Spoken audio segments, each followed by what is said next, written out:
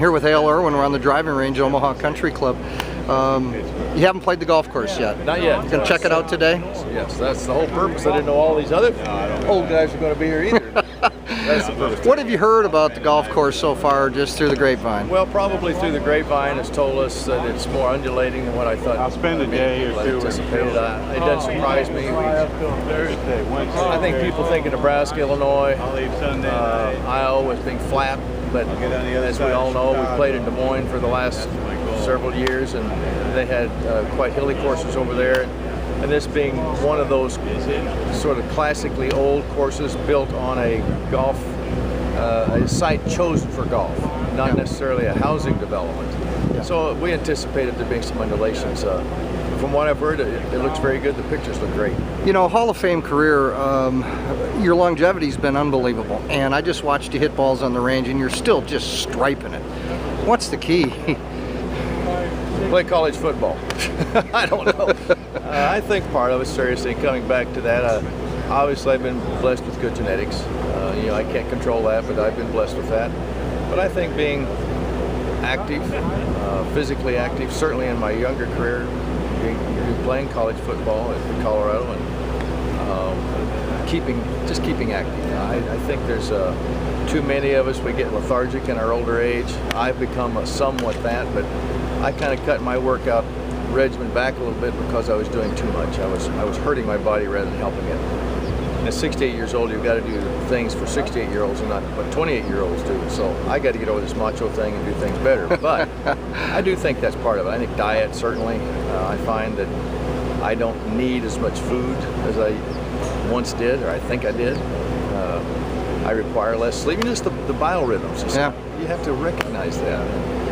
And for me, it's I'm just getting into that recognition right now. As you look back at all the golf courses you played over the years, have you got a couple of favorites that you just really enjoy going to? Well, you know, funny thing you ask, I get that question quite frequently, and one of the issues that when we come here, we play, you know, this golf course, and it looks great, but 2 months from now, you won't recognize it. You know, all these trailers be gone, the stands be gone, the ropes be gone, and you don't know how it plays normally. We see it under tournament conditions, heavy rough.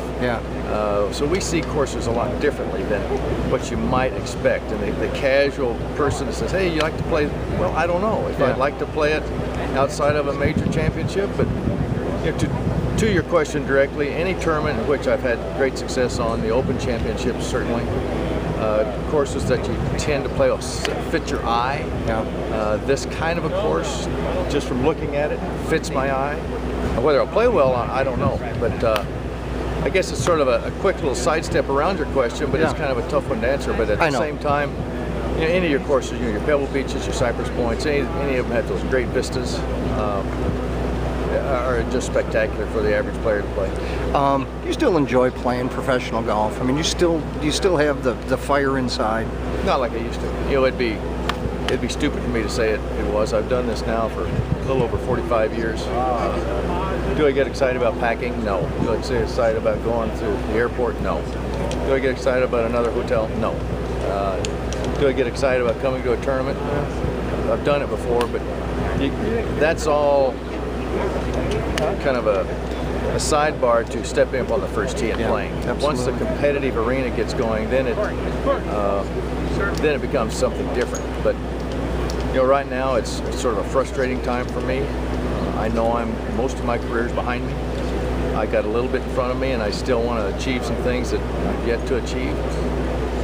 Winning a third U.S. Senior Open would be absolutely one of the things I've been trying to do, and I think I'm trying too hard. So, as I've told my wife, I keep redefining frustration every day. So somehow I've got to find the right definition and stick with it. Last question: Colorado football, Nebraska football. They weren't friends when we used to go into Colorado. No, were you? I mean, what's behind all that? I mean, well, I think it was just a great rivalry because when I was playing, Nebraska was always the king, and deservedly so. They had the best team.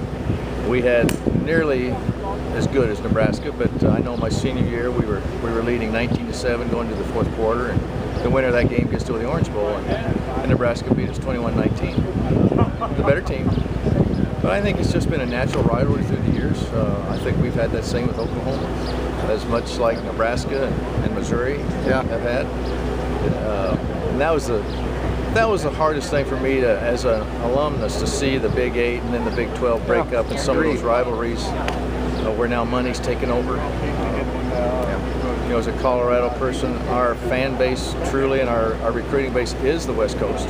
We don't get a lot of kids that'll come out of Nebraska or Texas or Oklahoma. So we've got to go out and find those kids, and most of them are West Coast. So it's a better fit for us, but it just seems very odd.